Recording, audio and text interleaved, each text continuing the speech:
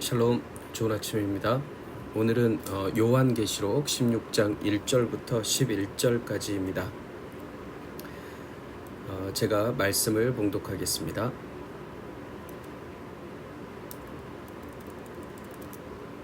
요한계시록 16장 1절부터 11절까지입니다.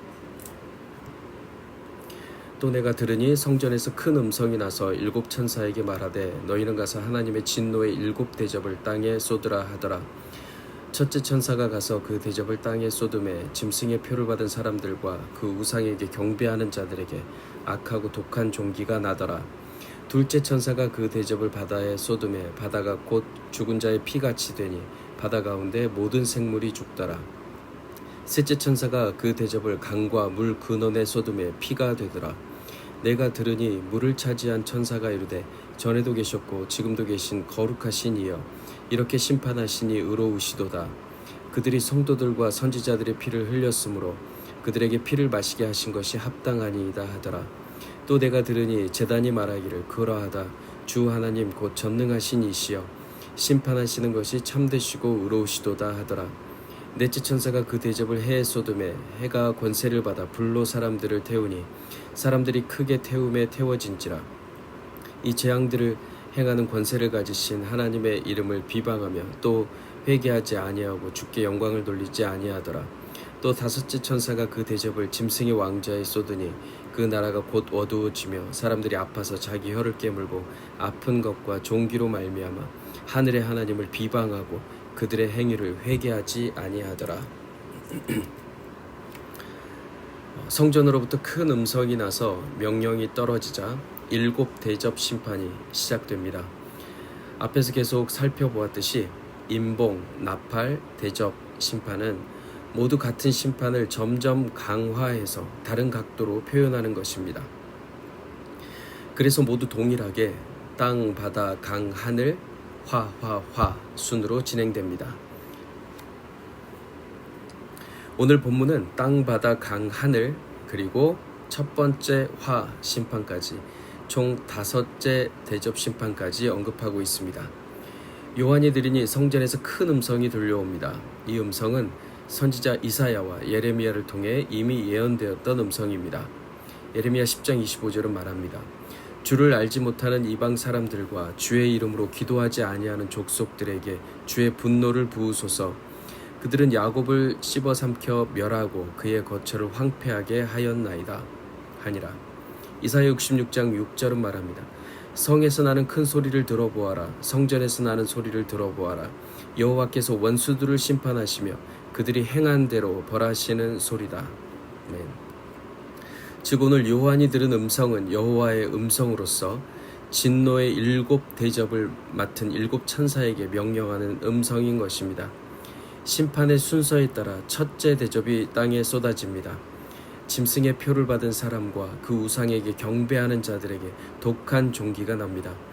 하나님께서 애굽에 악성 종기를 재앙으로 내린 적이 있었는데요. 이 재앙이 오늘 요한이 본 악하고 독한 종기를 예표한다고 볼 수 있습니다.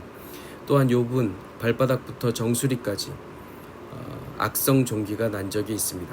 욥기를 읽다 보면 이 종기가 얼마나 사람을 힘들게 하는지 우리는 느낄 수 있습니다.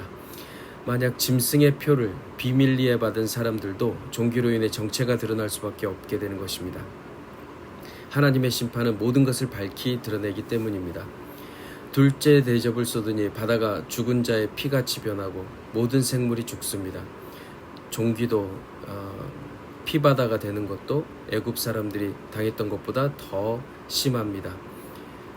이것은 하나님께서 세상의 경제체제를 무너뜨리는 것을 상징합니다. 셋째 대접을 쏟으니 강과 물 근원이 피로 변합니다.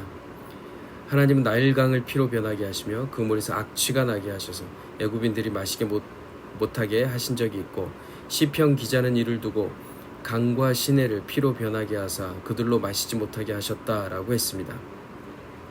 강과 물의 근원이 피가 되어 식수로 사용될 수 없게 되면 짐승 숭배자들은 마실 물을 더 이상 찾지 못하게 되고 제국을 유지할 수 없게 됩니다.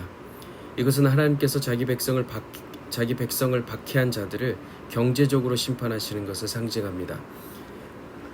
그리고 셋째 대접은 성도들의 기도에 대한 하나님의 응답이기도 합니다. 이어서 요한이 들으니 물을 차지한 천사가 말하기를 전에도 계셨고 지금도 계신 거룩하신 이여 이렇게 심판하시니 의로우시도다 라고 말합니다. 왜냐하면 악이 처벌을 받을 때 하나님의 정의가 드러나기 때문입니다. 성도들과 선지자들의 무고한 피를 흘렸기 때문에 하나님의 보응은 정당한 것입니다. 불을 다스리는 천사처럼 물을 다스리는 천사가 등장합니다.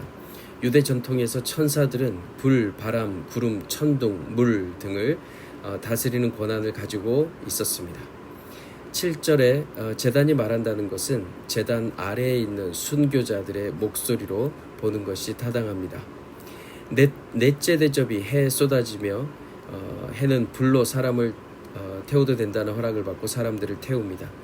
넷째 대접의 재앙은 마지막 심판의 맛만 보는 정도이고 회개할 기회가 주어집니다. 하지만 짐승 숭배자들은 하나님의 이름을 모독하고 회개하지 않습니다. 하나님을 떠난 악인의 특징은 언제나 완악하고 강팍합니다. 13절에서 짐승이 하나님을 모독했는데요. 이제 짐승 숭배자들이 하나님을 모독하는 것입니다. 그들은 자신들이 숭배하던 대상을 어느새 닮아 있습니다. 다섯째 대접이 짐승의 왕좌에 쏟아집니다. 짐승의 나라가 어두움에 휩싸입니다.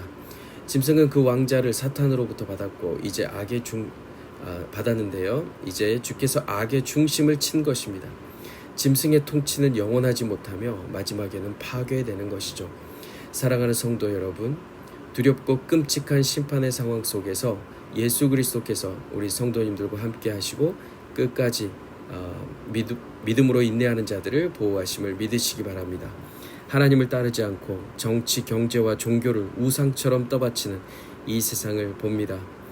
다들 큰 것, 성공한 것, 자랑할 만한 것들에 마치 포도주에 취한 것처럼 취해 있습니다. 이 세상이 영원할 것처럼 지금 누리는 권세가 영원할 것처럼 완고하게 살아갑니다. 마태복음에서 우리 주님은 반드시 행한 대로 갚는다라고 말씀하셨습니다. 오늘 하루 나의 삶이 온전히 아버지의 뜻을 따르며 광야와 같은 세상을 걷는다 할지라도 우리 마음이 완고해지지 않도록 늘 깨어있기를 영적으로 충만하시기를 주님의 이름으로 축복합니다. 샬롬.